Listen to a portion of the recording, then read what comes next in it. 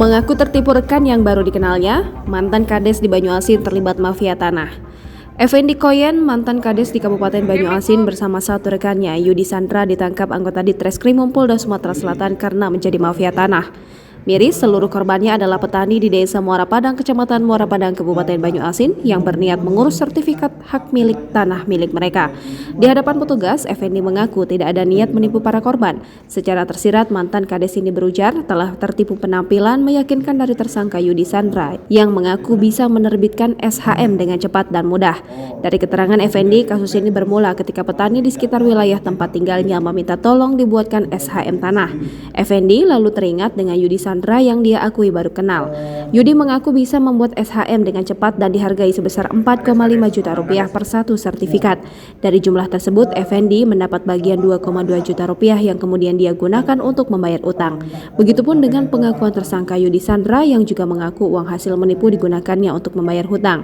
Sementara itu, Dirkrimum Polda Sumsel Kombes Pol Anwar Rekso Wijoyo mengatakan, berdasarkan hasil penyelidikan, sejauh ini sudah ada 26 SHM palsu mengatasnamakan program pendaftaran tanah sistematis lengkap di Kabupaten Banyuasin yang diketahui telah diterbitkan oleh kedua tersangka. Kata Anwar, salah satu tersangka mengaku sebagai pegawai BPN wilayah Kabupaten Banyuasin untuk meyakinkan korbannya.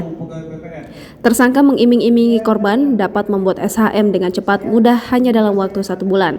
Setelah korban bersedia, tersangka lalu mencetak SHM di sebuah percetakan.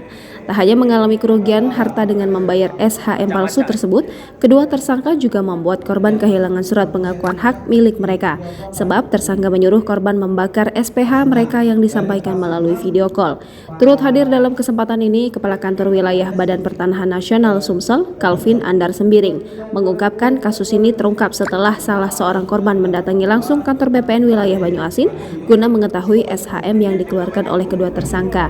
Calvin menegaskan, SHM asli tidak bisa dibuat begitu saja di percetakan biasa, melainkan BPN harus bekerja sama dengan Perum Peruri dalam proses percetakannya. Selain itu, data yang dikeluarkan dalam SHM palsu tersebut juga tidak sesuai dengan yang tersimpan di BPN. Untuk diketahui, kedua tersangka terancam dijerat dengan pasal 363 KUHP, ancaman hukuman 6 tahun penjara, atau pasal 266 KUHP, ancaman hukuman 7 tahun penjara, atau 378 KUHP, ancaman hukuman 4 tahun penjara. Jangan lupa subscribe, share, komen, dan like ya!